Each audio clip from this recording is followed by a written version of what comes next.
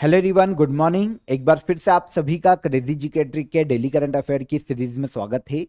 आइए शुरू करते हैं डेली करंट अफेयर के आज के सेशन को। 21 मई के सभी करंट अफेयर को यहां पर हम डिटेल में डिस्कस करेंगे। एक एक फैक्ट, एक एक क्वेश्चन को ध्यान से सुनिएगा और पीडीएफ क्रेजी जीके ट्रिक के एप्लीकेशन पर जाकर ले लीजिए, फ्री ऑफ कॉस्ट है आपके लिए। सबसे पहला क्वेश्चन आज के करंट अफेयर का, 2025 में पहले खेलो इंडिया बीच गेम्स का आयोजन कहां किया जा रहा है? तो पहले खेलो इंडिया बीच गेम्स का आयोजन किया जा रहा है दमन और दीव में। देखिए, दमन और दीव और दादर नगर हवेली वर्तमान में एक जॉइंट यूनियन टेरिटरी है। तो इनमें से दमन और दीव में आयोजित किए जा रहे हैं पहले खेलो इंडिया बीच गेम्स। वैसे देखिए, खेलो इंडिया गेम्स की शुरुआत की गई थी भारत में 2018 में। खेलो इंडिया यूथ गेम्स शुरू किए गए, फिर खेलो इंडिया यूनिवर्सिटी गेम्स आयोजित किए जाते हैं, खेलो इंडिया पैरा गेम्स आयोजित किए जाते हैं और अब 2025 में शुरू किए गए खेलो इंडिया बीच गेम्स। जो दीव का बीच है, एक पर्टिकुलर बीच है जिसका नाम है घोगला बीच, यहां पर इन गेम्स का आयोजन किया जा रहा है। 19 मई को ये शुरू हुए थे और 24 मई तक ये आयोजित किए जाएंगे।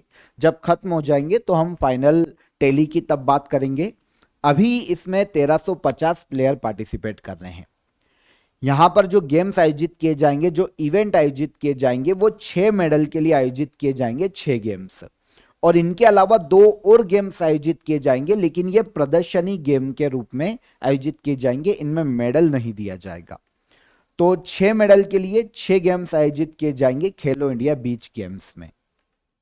अब बात आती है कि गेम्स कौन कौन से। तो सॉकर है ना, जो कि फुटबॉल है हमारा, इसका आयोजन किया जाएगा। एक वॉलीबॉल का आयोजन किया जाएगा। वॉलीबॉल हाथों से खेलते हैं, नेट के ऊपर से पास करना होता है, तो वॉलीबॉल आपने देखा होगा। इसी तरीके का एक और गेम होता है सेपाक तकराव गेम, है ना। अगर हम सिपाक तकराव गेम की बात करें तो ये वॉलीबॉल जैसा ही है, लेकिन यहां पर क्या होता है, वॉलीबॉल में हाथ से गेंद को मारते हैं, लेकिन यहां पर हाथों का यूज नहीं किया जाता, बल्कि हाथों की जगह पैर, सिर या फिर सीने से बॉल को पास किया जाता है। तो यह है सिपाक तकराव गेम। एक इसका आयोजन किया जाएगा। एक कबड्डी का आयोजन किया जाएगा, कबड्डी के बारे में आपको पता है। 4 हो गए। इसके अलावा पेंचॉक सिलाट गेम का आयोजन किया जाएगा। ये अगर हम गेम देखने जाते हैं तो मार्शल आर्ट का एक ट्रेडिशनल मार्शल आर्ट है, जैसे हम यहां पर देख सकते हैं, जो चाइना में बहुत फेमस है नॉर्मली। तो इसका भी आयोजन किया जा रहा है, मार्शल आर्ट। और ओपन वाटर स्विमिंग का आयोजन किया जाएगा। तो ये 6 गेम ऐसे हो गए जिनमें दिए जाएंगे मेडल, ठीक है। इसके अलावा 2 प्रदर्शनी गेम की बात करें तो एक मलखंभ, मध्य प्रदेश का राजकीय खेल है मलखंभ, है ना। एक डंडे के ऊपर जो पहलवान होते हैं वो कलाकारी दिखाते हैं। अगर आप यहां पर इमेज देख के पहचान पा रहे हैं तो देखा भी होगा आप सभी ने काफी बार। तो एक तो मलखंभ का आयोजन किया जाएगा, खंबे या रोप पर जो पहलवान होते हैं वो करतब दिखाते हैं। और इसके अलावा एक तुग ऑफ वार का आयोजन किया जाएगा, रस्सा कस्सी जिसको हम बोल सकते हैं, रस्सी को दोनों तरफ से खींचते हैं।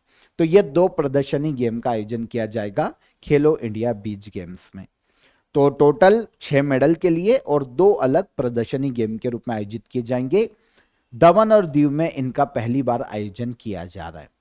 अब खेलो इंडिया, भारत में युवाओं में खेलों को बढ़ावा देने के लिए इन गेम्स की शुरुआत की गई थी 2018 में। नई दिल्ली में खेलो इंडिया स्कूल गेम्स के नाम से ये शुरू किए गए और यही बाद में बन गए खेलो इंडिया यूथ गेम्स। तो यहां से 2018 में शुरू हुई खेलो इंडिया गेम्स, शुरुआत हुई खेलो इंडिया गेम्स की। अब जो अलग अलग कैटेगरीज है खेलो इंडिया में, तो खेलो इंडिया यूथ गेम्स 2018, खेलो इंडिया यूनिवर्सिटी गेम्स 2020 में शुरू किए गए, खेलो इंडिया विंटर गेम्स भी आयोजित किए जाते हैं, 2020 में शुरू किए गए, और खेलो इंडिया पैरा गेम्स का आयोजन किया गया, 2023 में शुरुआत की गई। और अब खेलो इंडिया बीच गेम्स 2025 में शुरू किए गए। कहां पर? दमन और दीव में। JN1 वेरिएंट किस बीमारी का नया रूप है? तो आप सभी को पता चल गया होगा, एक नया वेरिएंट आया है कोविड-19 का, JN1 वेरिएंट। आपको पता है कुछ समय पहले एक वेरिएंट आया था ओमिक्रॉन, है ना। ये कोविड-19 का ही एक वेरिएंट है, इसका सब वेरिएंट है JN1 वेरिएंट। अभी सुर्खियों में इसलिए है क्योंकि जो दक्षिण पूर्वी एशियाई देश है, चाइना, सिंगापुर, यहां पर ये वेरिएंट अभी बहुत ही तेजी से फैल रहा है। सिंगापुर में, हांगकांग में, चाइना में इस वेरिएंट के काफी केस बढ़े। इवन इंडिया में भी कोविड के 257 केस रिसेंटली देखने को मिले। तो इसमें JN1 वेरिएंट, क्योंकि ये सबसे ज्यादा तेजी से फैलता हुआ दिखाई दे रहा है दक्षिण पूर्वी एशियाई देशों में, तो ये अभी सुर्खियों में है। अगस्त 2023 में हालांकि इसको पहली बार डिटेक्ट किया गया था। अभी हांगकांग, सिंगापुर, चाइना और दूसरे जो साउथ एशियाई देश है, इनमें यह मौजूद है और बहुत ही तेजी से फैल रहा है। अच्छा, कोविड-19 कैजुअली इसके बारे में तो सबको पता होगा, ऐसा कोई भी नहीं होगा जो कोविड-19 के बारे में नहीं जानता है ना। लॉकडाउन वगैरह सब देख लिया हमने हमारे एक जीवन में, नोटबंदी देख ली, लॉकडाउन देख लिया, इंडिया पाक वॉर बची थी वो भी देख ली। तो कोविड-19 एक वायरस से होने वाली बीमारी है, ठीक है, कोरोना वायरस, इसे नाम ही दिया गया है कोरोना वायरस। पहली बार इसका पता लगा था दिसंबर 2019 में चीन के वुहान शहर में, और यहीं से यह फैलना शुरू हुआ और फिर बाकी देशों में फैला। वायरसों का एक समूह बोला जा सकता है इसको, जो कि स्तनधारियों या फिर पक्षियों में बीमारियों की तरह फैलता है। कोविड-19 के कारण जो हमारा श्वसन प्रणाली है वो सबसे ज्यादा इफेक्ट होती है, सबसे ज्यादा प्रभावित होती है।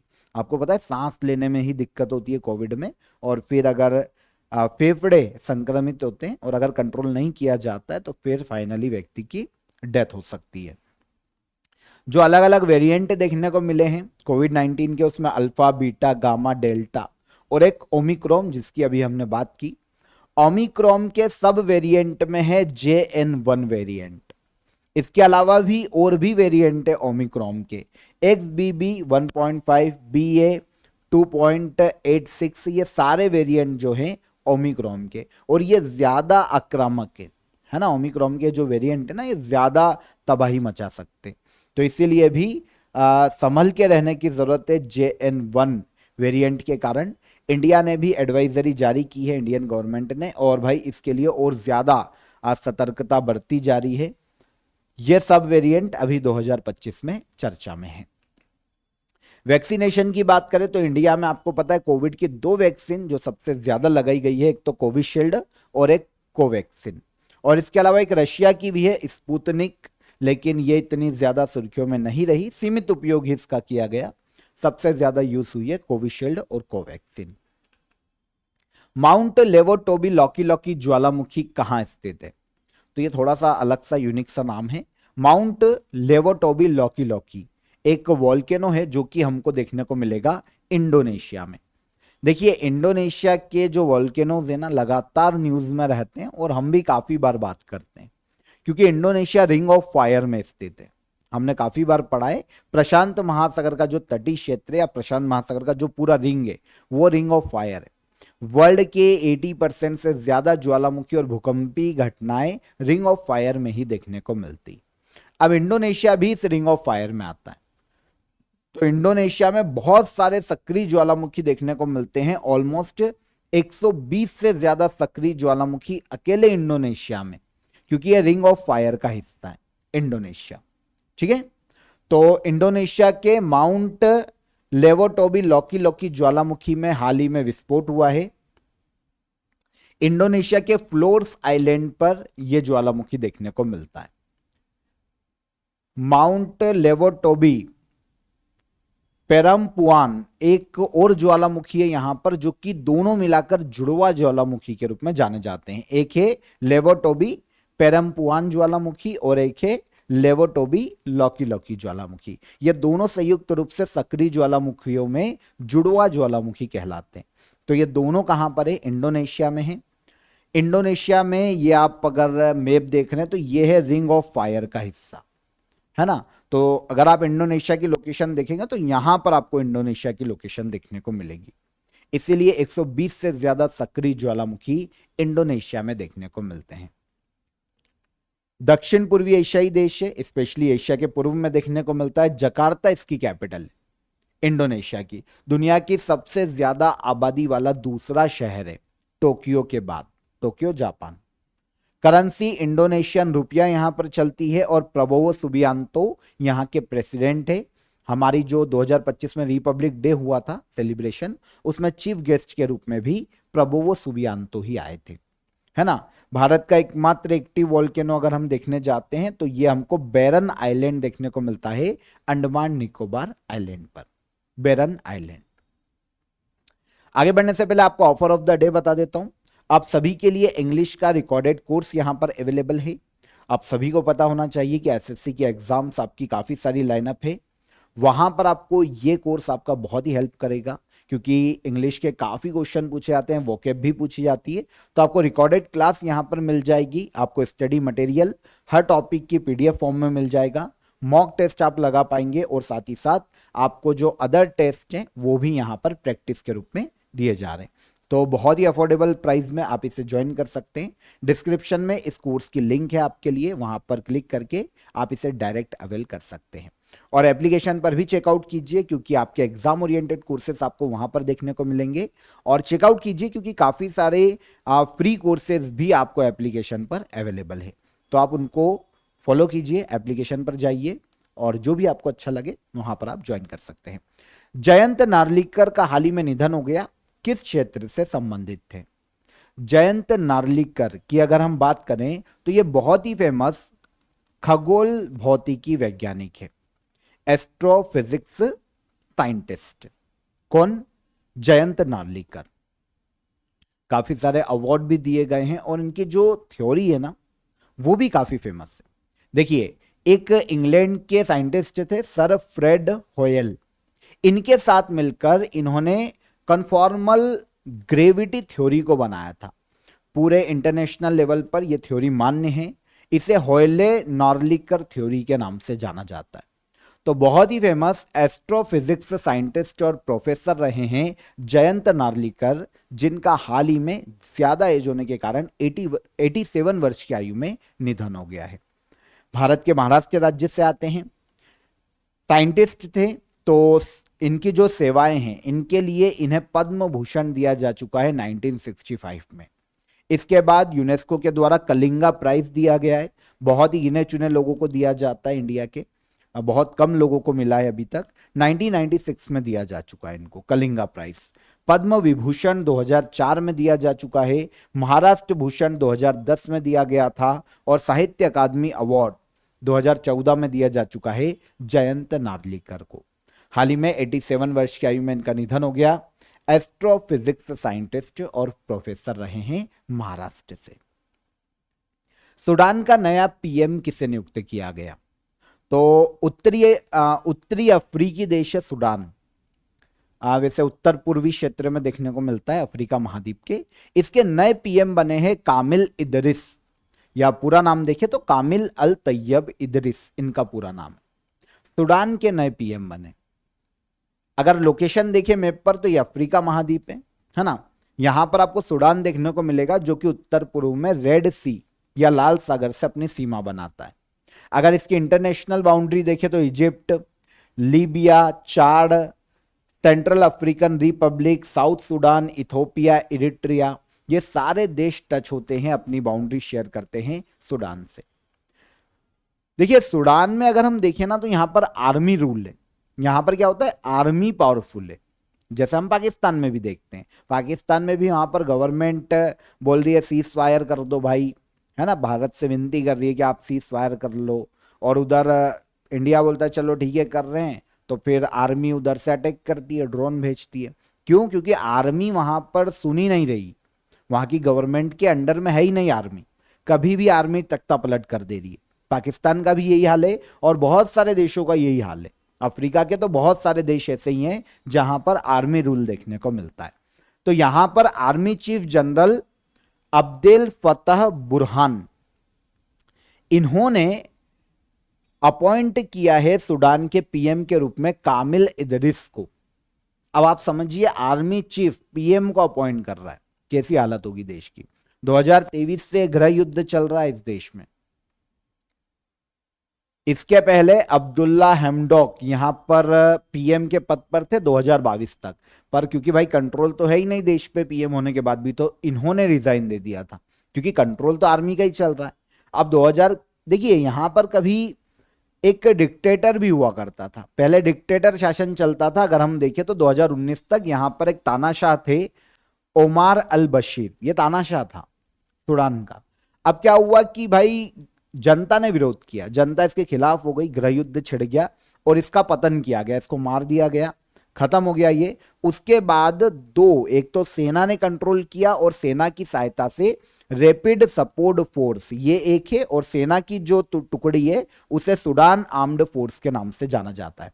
इन्होंने कोलैब करके 2019 के बाद गवर्नमेंट बनाई, अपने बंदे बिठाए।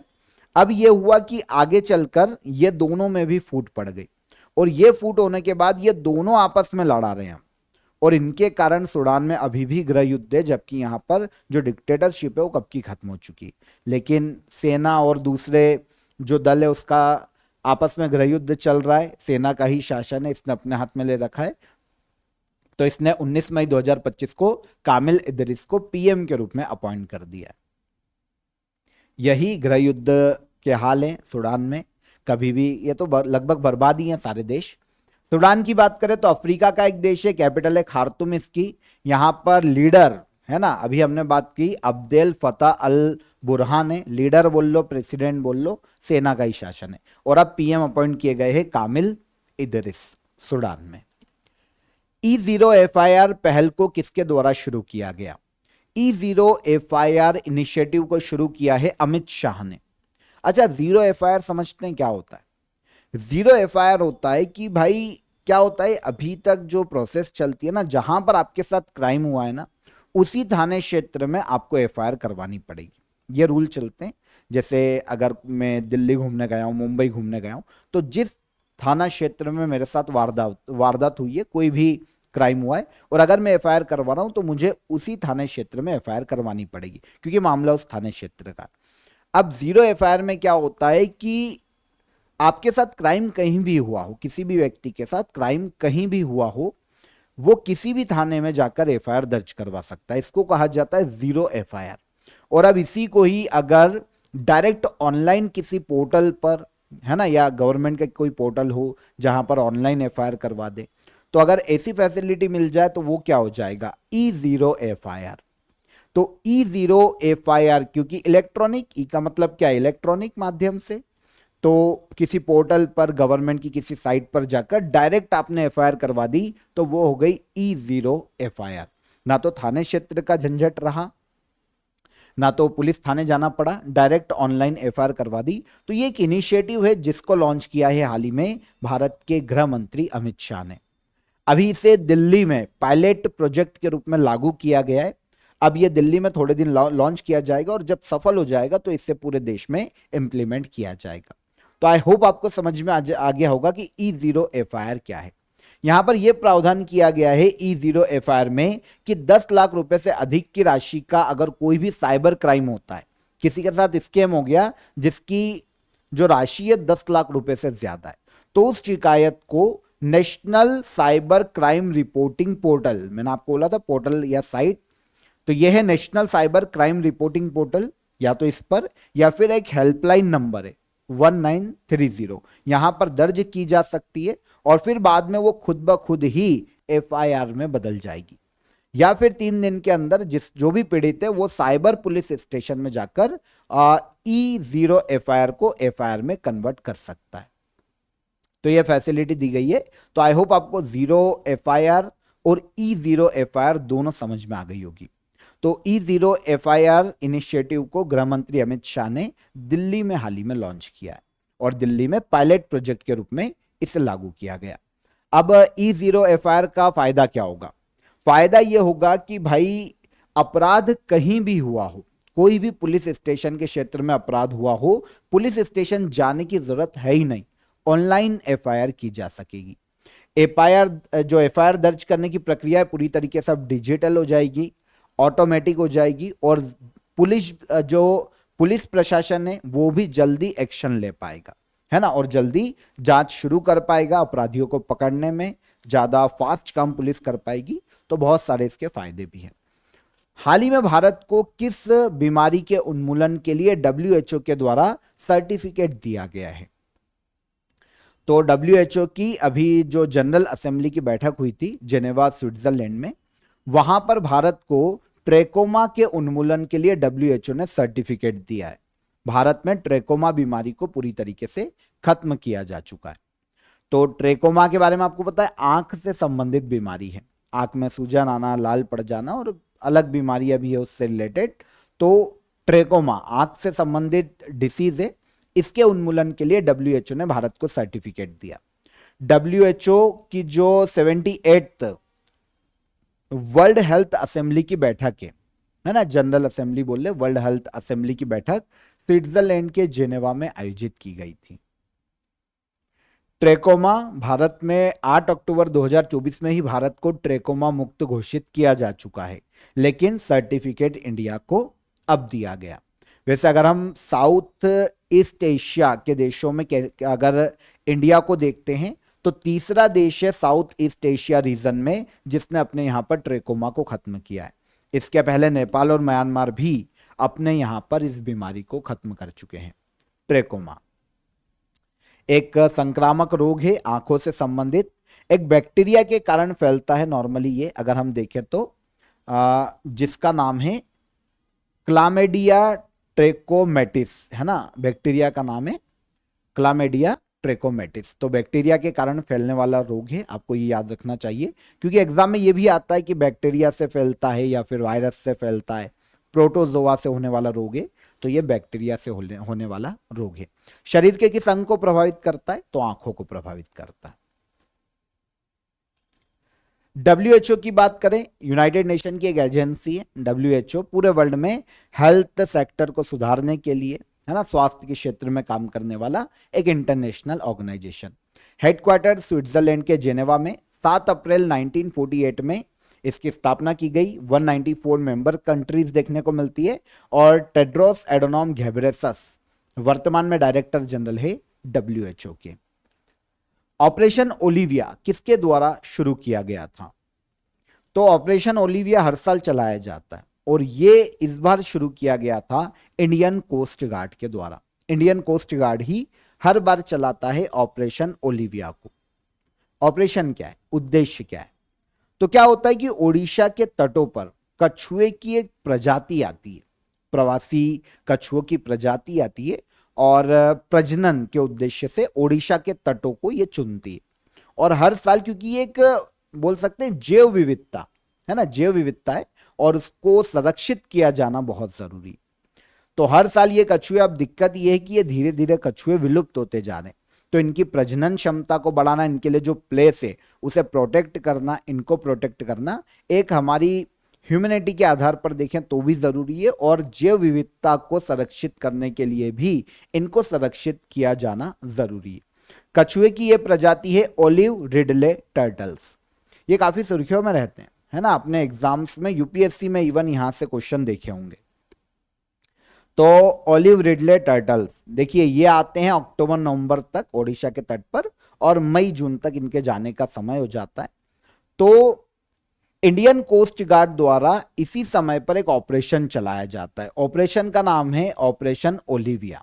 यह नवंबर 2024 में शुरू हुआ था और अब फाइनली 2025 में यह अभी मई में खत्म हुआ है, क्योंकि प्रजनन के बाद जो सेफ नेस्टिंग के उद्देश्य से ही इनको संरक्षित किया जाना चाहिए और यह सुनिश्चित करना कि प्रॉपर बिना किसी मानवीय हस्तक्षेप के इनका जो प्रजनन है या फिर सेफ नेस्टिंग है वो हो जाए, इनकी प्रोसेस, ताकि इनकी संख्या बढ़ाने में मदद मिले। ओके, तो इंडियन कोस्ट गार्ड ने ऑपरेशन ओलिविया इनके लिए चलाया है। कछुए मेरीन इकोसिस्टम में संतुलन बनाए रखते हैं ये, और इनको प्रोटेक्ट किया जाना जरूरी है। अब ओडिशा के तट पर आते हैं, ये एक इंपॉर्टेंट फैक्ट है, इसको याद रखना है। लाखों की तादाद में आते हैं, कभी आप डिस्कवरी वगैरह पे देखेंगे तो आपको पता चलेगा। अब इसका अगर साइंटिफिक नेम देखें कछुए का, वैसे तो ओलिव रिडले टर्टल के नाम से जाना जाता है, साइंटिफिक नेम देखें तो लेपिडोचेलिस ओलिवेसिया के नाम से इन्हें जाना जाता है। स्थिति देखें तो हमारा जो वाइल्ड लाइफ प्रोटेक्शन एक्ट है 1972 का, ये आपको याद रखना चाहिए, बहुत ही इंपॉर्टेंट है। भारतीय वन्यजीव संरक्षण अधिनियम 1972 में लाया गया था। इसके शेड्यूल 1 में इन कछुओं को अधिकतम संरक्षण की श्रेणी में रखा गया है। और IUCN की जो रेड डेटा लिस्ट है उसमें इनको वल्नरेबल या असुरक्षित की लिस्ट में शामिल किया गया है, जिनका संरक्षण किया जाना चाहिए। हाल ही में 2024 क्रॉफर्ड फंड मेडल से किसे सम्मानित किया गया?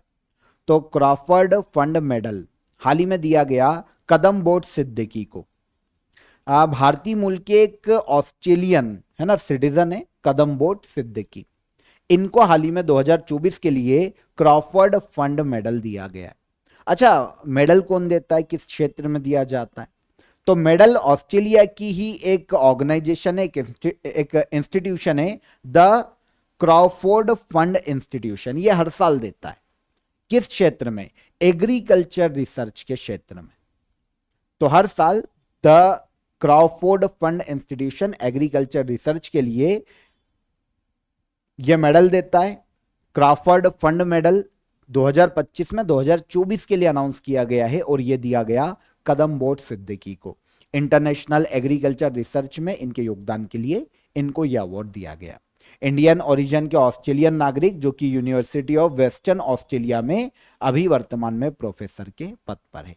इंटरनेशनल एग्रीकल्चर रिसर्च में योगदान के लिए यह अवार्ड इनको दिया गया, क्रॉफर्ड फंड मेडल अवार्ड। 2010 में से शुरू किया गया था। जितनी भी डेवलपिंग कंट्रीज है, विकासशील देश हैं, और ऑस्ट्रेलिया, दोनों के लिए ऐसे किसी भी व्यक्ति जिन्होंने एग्रीकल्चर रिसर्च के लिए काम किया हो, एग्रीकल्चर डेवलपमेंट एजुकेशन के क्षेत्र में काम किया हो, तो उसको यह अवार्ड दिया जा सकता है। Last question, international day for biological diversity या अंतरराष्ट्रीय जैव विविधता दिवस हर साल कब मनाया जाता है? तो अंतरराष्ट्रीय जैव विविधता दिवस हर साल मनाया जाता है 22 मई को। अंतरराष्ट्रीय जैव विविधता दिवस पूरे वर्ल्ड में जैव विविधता या बायोडायवर्सिटी के लिए लोगों को और देशों को जागरूक करना, बायोडायवर्सिटी को संरक्षित करने के प्रयास करना, लोगों को इसके प्रति अवेयर करना मुख्य उद्देश्य है अंतरराष्ट्रीय जैव विविधता दिवस को मनाए जाने का। अभी हमने जो देखा कि कछुए का संरक्षण किया जा रहा है, वो कहीं ना कहीं इसी का पार्ट है ना। जरूरी है जैव विविधता को संरक्षित किया जाना। अंतरराष्ट्रीय जैव विविधता दिवस कब मनाया जाता है? 22 मई को मनाया जाता है। सबसे पहली बार यूनाइटेड नेशन ने 2001 में इसे मान्यता दी थी कि हम मनाएंगे हर साल, और तब से लेकर 2001 से हर साल इसे 22 मई को मनाया जा रहा है। अच्छा, ये 22 मई की डेट क्यों चुनी गई? तो 22 मई को 1992 में एक कन्वेंशन साइन किया गया था, एक ट्रीटी साइन की गई थी, कन्वेंशन ऑन बायोलॉजिकल डाइवर्सिटी, है ना। ये एक ट्रीटी देशों के मध्य में जो यूनाइटेड नेशन के मेंबर थे कि भाई जैव विविधता के संरक्षण के लिए सभी देश प्रयास करेंगे।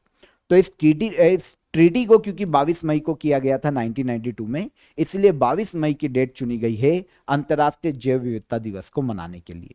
2025 में harmony with nature and sustainable development अंतरराष्ट्रीय जैव विविधता दिवस की थीम है।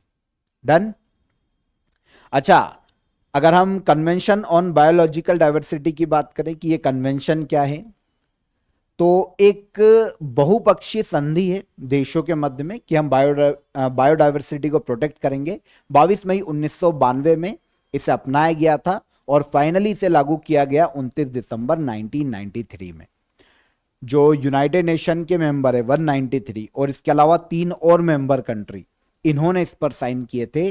196 मेंबर्स ने इस पर साइन किए थे उस वक्त।